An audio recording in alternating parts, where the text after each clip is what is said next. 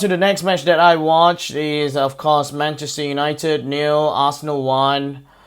I mean, besides the theory about which Man United will turn up, which I have discussed, by the way, in the last episode, you can go check it out, scroll over to our video libraries. I want to talk about Arsenal first.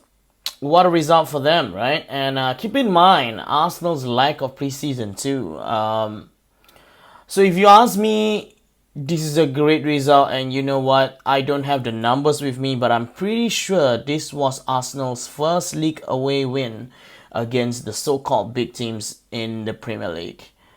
Somebody tell me if this is true. Because I cannot remember Arsenal winning a game against the big teams, the so-called big six in the Premier League away from home. But I say this too, is that Thomas Partey, the signing from Atletico Madrid, right? He's the only one that is playing, by the way. The rest of the Arsenal players in the field today needs to wake up and play to their full potential. Because let me tell you something. If this was any other team, it would be a nightmare for Arteta's side. And that can segue to Manchester United with everything that we have discussed about Arsenal's weakness, about Arteta. This Manchester United side still can't get them over. Like, you would think that in terms of momentum, big result against two big teams in the Champions League, and then coming in here and do that.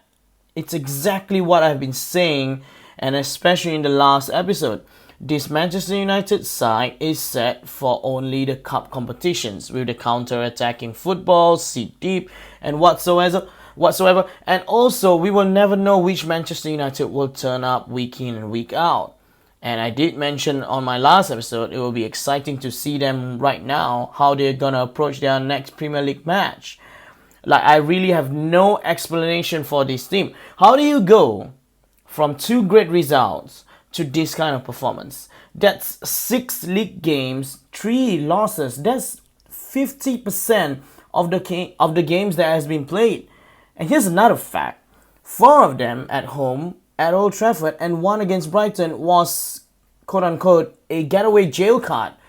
I mean, it is ridiculous. I also would like to say something about Ole Gunnar Solskjaer. He looks clueless. He sits there with a clueless look, doing nothing, and partly he was to be blamed. Look, I just wish that he didn't say to his players, like, to sit back against a weakened Arsenal side and hit them on a counter. Because if he says that, then he's not fit enough to be not only a coach for Manchester United, but a coach in general. I mean, that's all I have. It's so frustrating.